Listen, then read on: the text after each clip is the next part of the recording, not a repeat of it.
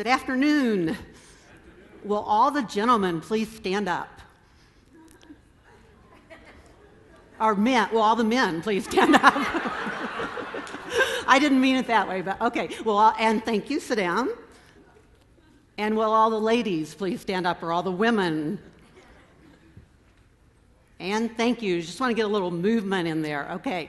I want to thank School Improvement Network for having me present, and I'm glad they saved age and beauty for last. So, yes, thank you. Yeah, so I'm very excited to be here, and I want to tell you the last 15 minutes are going to be spent on women. Women, ladies, girls, sisters, mothers, daughters, nieces, best girlfriends, students in your classroom, and the women teachers that inhabit your classrooms, and the women administrators, all the women that we work with.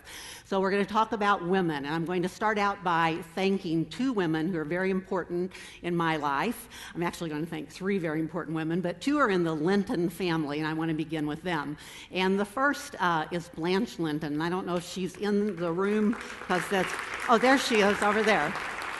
So I want to thank Blanche Linton, the mother of the Linton family, and then Melody Linton, Curtis Linton's wife.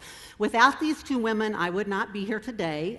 In 2004, I had the good fortune to sit next to Melody and Curtis at a Glenn Singleton Courageous Conversation workshop in New Orleans. And we began talking, and Melody went to Blanche and said, look at Bonnie's self-published book, and they took it to Corwin Press. And since then, I've been fortunate enough to have 6 books published with Corwin and to continue my passion, my work in the area of equity. So thank you very much, and thanks to the Linton family. Let's give them a round of applause. The third woman I want to thank is my best friend, Dorothy Kelly. She's right here.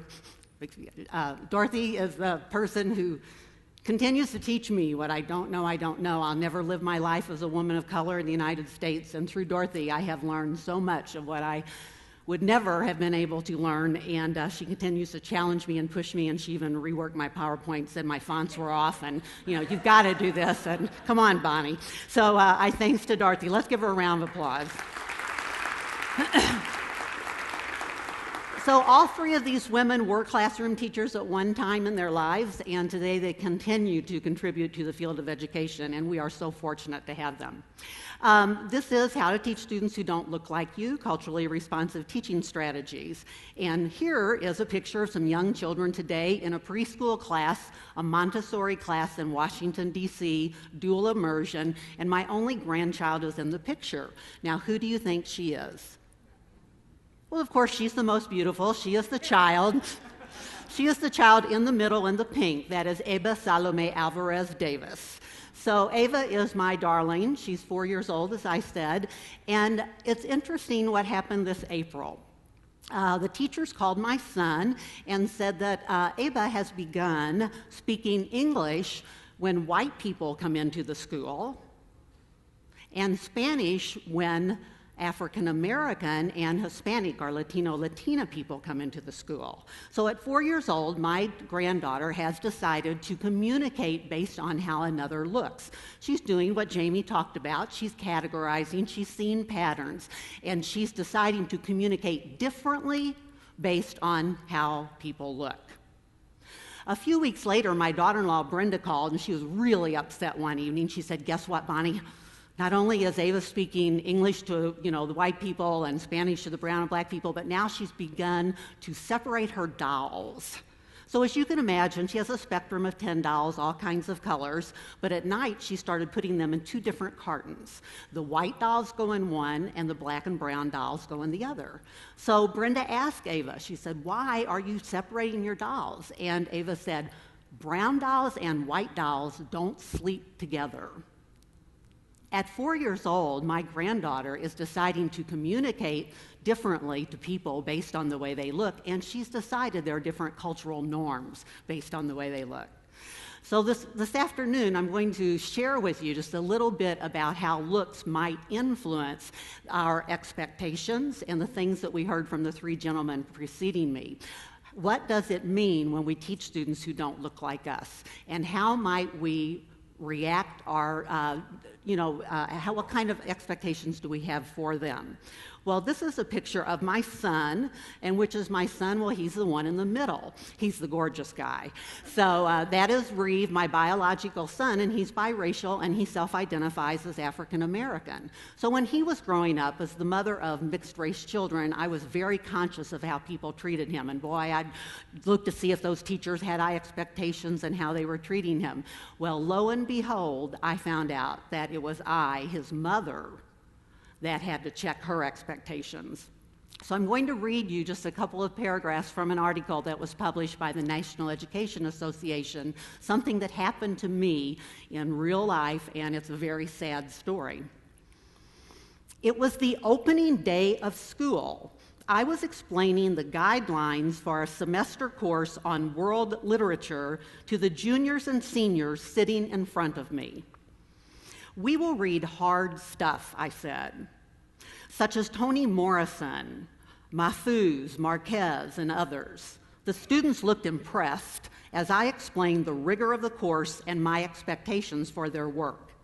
Suddenly, 2 boys rushed through the door several minutes late and interrupted the class.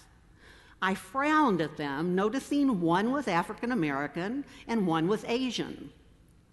They both smiled apologetically as they searched for seats, and my brain searched for reasons why they arrived late to my advanced class on the first day. In a split second, I thought perhaps the Asian student had lingered in his calculus class, perhaps asking the teacher a question, making him late for my class. Perhaps the African American student had been playing basketball. Plausible explanations? What do you think? Think again. When my conscious mind caught up with my brain, remember 90% is unconscious, subconscious, I was slammed with what I had just done. I was floored. In a classroom where I planned to teach world literature, a literature to broaden students' minds and destroy stereotypes about world cultures, I, their teacher, found myself wallowing in Stereotype City. Without even realizing it, and certainly without condoning it, I stereotyped these 2 young men. But wait, it gets worse. Immediately following this thought flitted through my brain. I bet that Asian male is going to be what kind of student? An A student, I hope. The African American male will do okay in this rigorous class. Subconscious stereotyping? You bet. My brain, without my conscious permission, stereotyped these 2 young men and set up the scenario for discrimination in my classroom. If these insidious thoughts could bubble up in my conscious mind, what will my unconscious mind produce as I interact with these 2 students, engage them in dialogue, react to their essays, and grade their test? What am I capable of doing that I may not know I'm doing? This was my 30th year of teaching secondary English. I had 2 Teacher of the Year from 2 different districts. I had the Governor's Award for Excellence. I was a World of Difference equity trainer. And this was who I am and was. So that floored me. It was like, oh my gosh. And I read this in Phoenix to a group of elementary school teachers. And when I finished, one lady went, Bonnie. And I said, what? And she said, Bonnie, I'm not as bad as you are. But you know what? Listening to you read that made me realize I don't think I have the same high expectations for those little brown kids that are bused across the city to my 3rd grade as I do for those white kids who walk across the street. Talk about that to a neighbor. Take a minute and just share what you just heard.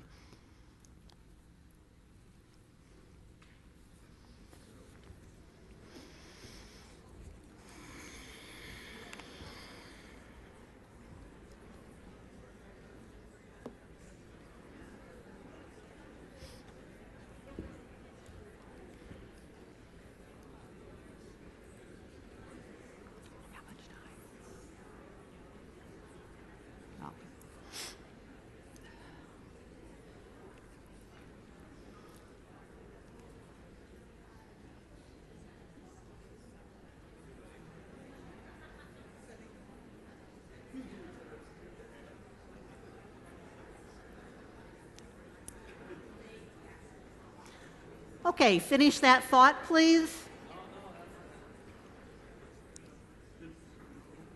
Now, as Jamie said, we teachers, we're good people. We're educators, we're good people. So we have good intent. I didn't go into education to have lower expectations for one group than another. I didn't go into education to not understand my students. But reflecting on that incident that happened to me 15 years ago is really the catalyst for forcing me to continue to examine and reflect on what is it I don't know about my own subconscious thoughts, my own subconscious biases, prejudices, racist thoughts, all of those things that comprise who I am. And how can I learn to better uncover those and become the best teacher that I can be? I began to really look at white females. And the reason is, as I shared with the article, we have unconscious stereotypes that may translate to the classroom about which we may not know. And the reason I focused on white females is because guess what? I am one. So I thought best to really look at who I am. And also, now we're seeing the statistics are anywhere from 80 to 84% of K-12 teachers are white females in the United States. So 80 to 84%. So most of the students in your school districts have at least a white female teacher. How many have white female teachers in your school districts? Yes, so lots of white females. And guess what? 40% of white females or 50% are older. White female teachers are 50 years older. 50 years are older. Now, that'll need to be edited. Okay, so get it right. You are editing this, right, before it goes on the big forever world. But anyway, guess about those 50-year-old ladies are older. They were not born with that computer in one hand and the cell phone in the other, like we heard this morning about the 21st century kids. And we saw that picture. I love that picture from the video this morning where the woman who looks like she could have been about 50, white female, was sitting there, and then it showed the picture of the young African-American male. And clearly, I'm like, wow, well, they don't look like each other. So, as a white female, and we're good people, we're white females, we're good people, but we do have a need to uncover what are the white female hidden rules that may conflict or challenge us in teaching 21st century students, and especially in teaching students who don't look like us. So my work really looks at those hidden rules of white females and how we can uncover those and change the behaviors that may better relate to all students. And in my workshop this afternoon, we'll get into that much more deeply. So what is white female culture? And who in here is best going to know what white female culture is? Who knows best if I said articulate? You are absolutely right. So it is. It's men married to white females, or men who know white females, or women of color. So women of color are the experts as well as men of any color. Okay? So it's not white females because we swim in our own worlds. We know how to interact with each other. But when we sit down and try to articulate what is it that I do that challenges my interactions, how do I change my communication, or how can I learn to change my communication? And what Jamie was alluding to, that body language, 93% of our communication, that tone of voice. What can I learn about that can make me more effective with students of color? Then it's a whole different world for us, and that's what we're looking at. Okay, so the action steps that I suggest for looking at becoming more culturally aware, more culturally considerate, are very similar to what Jamie was saying, and also what Greg and Ray were saying too, that look inside ourselves. So what is it I don't know about myself? And then listening to and learning from others. I'm fortunate to live with a man who's a wonderful listener, and that's really a gift. And I constantly have to work on my listening. And Jamie alluded, that was an aha for me when he said the thing about using the name when you say something to your partner, because I always notice when I say Fred, that he thinks I'm going to ask him to do something. And so I've learned this about a year ago. We've been together 22 years. So now what I do is I start putting Fred in front of something that's going to be really nice. So like, Fred, it went really well today, instead of Fred, will you make sure you vacuum before I get home? So So that, I really did learn that putting that name has a different, little different vibration there. So listening to and learning from others, integrating new knowledge, and that call to action. I want to end with another anecdote about a young girl. So you heard one about my granddaughter. This is an anecdote. This also happened in April of this year. So I've been working in the Bay Area in Richmond, California, West Contra Costa School District as a consultant for the past 3.5 years. And I was there in April doing an equity walk with the principal. And we started out the morning, and a young 9th grade African-American girl had been kicked out of a class. And so she comes out into the hall, and she's upset, and the principal said, "What's wrong?" And she says, "I'm supposed to go to the office." And he said, "Well, why don't you come with us?" And I thought that was a wonderful thing for him to do. So she accompanied us on the equity walk. So we walked into the first classroom, first hour of the morning, and it was an AP Econ class. So I'm looking around the room, and I wasn't surprised. In a school that was 90% students of color, there were no African Americans and no Latina students in this classroom. There were 2 Asians, and the rest were all white students. 90% students of color, okay, AP Econ. So we got out, we did our observation, we got out in the hall, and I said to the little girl, I said, "Why do you think there weren't any African Americans in that classroom?" And before I even got that question out of my mouth, she retorted, "Black people don't belong in those classes."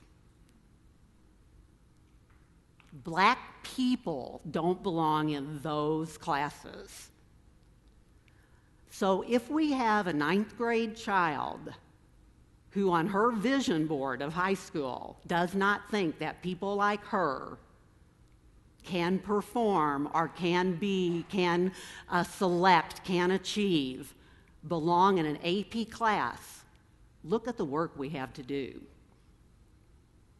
So I leave that with you. Think about, what can I do to look inside myself, to listen to this young girl, and to figure out what can we do so that the next time we go to an AP class, and believe me, I see this all over the country.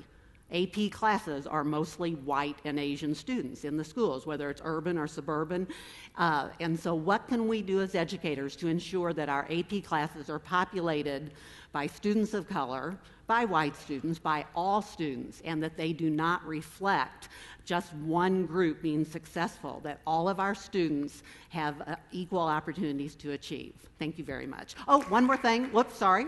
Do I have a minute? Okay, I have a minute. Okay. Advertisement. Okay, so this is what I wanted to share. So the other thing, the call to action.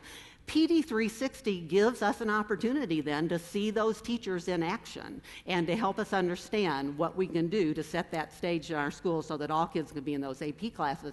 So I highly suggest that and support your continuing to use the PD 360 videos as you help your teachers see what does that look like to engage all students, to use the 6 strategies that Greg outlined earlier this afternoon, and to support all of our work together. Thank you.